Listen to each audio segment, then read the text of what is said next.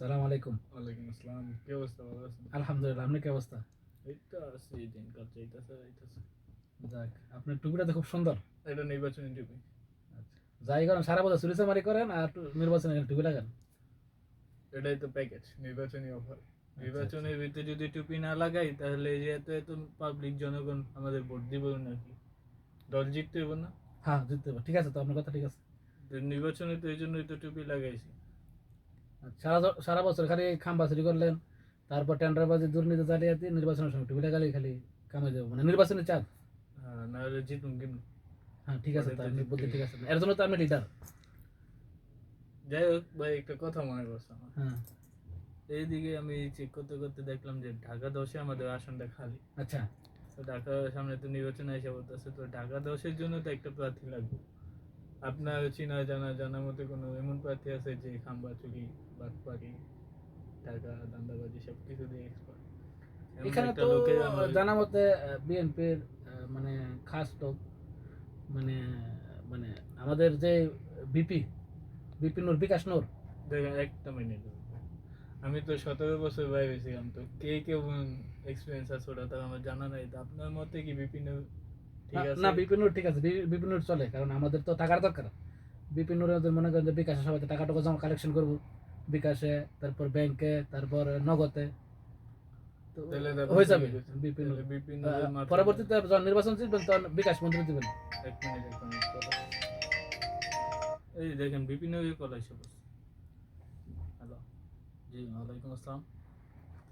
জি জি, বিপিন, আমরা তো তোমার কথাই বলতেছিলাম অফিসে বসে তখন।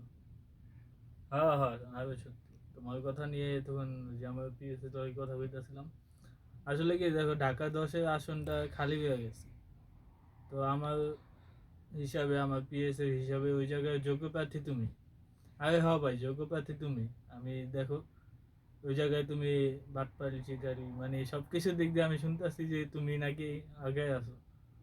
তা আমার হিসাবে ঢাকা 10 আসনটা তোমার দান উচিত। কি বলেন? না, ঠিক আছে, ঠিক আছে, ওই দেখেন, ভবিষ্যতে বিকাশ মন্ত্রী দেওয়া দেবো। আমার ইয়ে বলতেছে যে ওই জায়গাটা ঠিক আছে, তা তুমি কি ওই ইটা নিবা, পটটা নিবা? একটা কথা শুনে রাখো, এতদিন যা করছো না করছো, আমি কিন্তু দেশে ছিলাম না। তো আমি থাকা অবস্থায় আমি চাই না যে আগের থেকে কম হোক, ব্যবসা বাণিজ্য আগের থেকে বেশি হইতে। চুরি, খাম্বা চুরি, যা মন চায়, লুটপাট, প্রয়োজনে পোলাপাইন নিয়ে দোকানপাট যা আছে সব লুটপাট করবা, জনগণের টাকা যেমনি হোক অমনি খাইবা। মামলা, থানা এগুলো আমি বুঝে নিব, কিন্তু তোমার দায়িত্ব হলো এগুলো করা। তুমি কি পারবা? ঠিক আছে। আচ্ছা, তাই ঠিক আছে, তুমি কালকে এসে নমিনেশন নিয়ে যাও ঢাকা 10। আচ্ছা, ফাইনাল। ওয়ালাইকুম আসসালাম। যাক, তাহলে এমন একটা প্রার্থী পাইলাম যে প্রার্থীটার জন্য আমরা এতদিন না না, যোগ্য দীর্ঘ প্রার্থী, এক যোগ্য মাস প্রার্থী। অপেক্ষা হ্যাঁ, দীর্ঘ করতেছিলাম। 1 মাস অপেক্ষা হয়েছে, আমরা সিলেক্টেড হয়েছে। যাক, তাহলে এবার দেখেন, এই হিসাবে আমার হিসাবে ঢাকা 10, ঢাকা 8, শেষ। ঢাকা 17 যেটা আমি গেছি চোখের অবস্থা। হ্যাঁ, আর আপনি তো জিতবেন, এই তিনটা থেকে অনেক কিছু হয়। আপনি তো অলরেডি লন্ডন থেকে আসেন, রাজনীতি শিখে আসছেন না? লন্ডন রাজনীতি থেকে কি রাজনীতি শিখে আছে, আসেন। পাবলিক নামে আসে। আপনার তো আগের পূর্ববর্তী রেকর্ড অনেক ভালো, 5 বার চ্যাম্পিয়ন হয়েছেন, তো বিষয়টা বুঝতে হবে, পাবলিক তো জানে। এই জন্যই তো জনগণ ভালোবাসে, কারণ জনগণ তো চায় যে টাকা হোক বিনা পরিশ্রম। যে দেশে 100 টাকার জন্য সুরের মাইরা মানে ভর্তা বানায় আর কোটি কোটি টাকা যায় চুরি করে, হ্যাঁ রে কয় স্যার স্যার। এটাই, এই সুযোগটা নিতে হবে আমাদের, নির্বাচনের টুপি কিন্তু আমরা ঠিক আছে, সঠিক টুপি।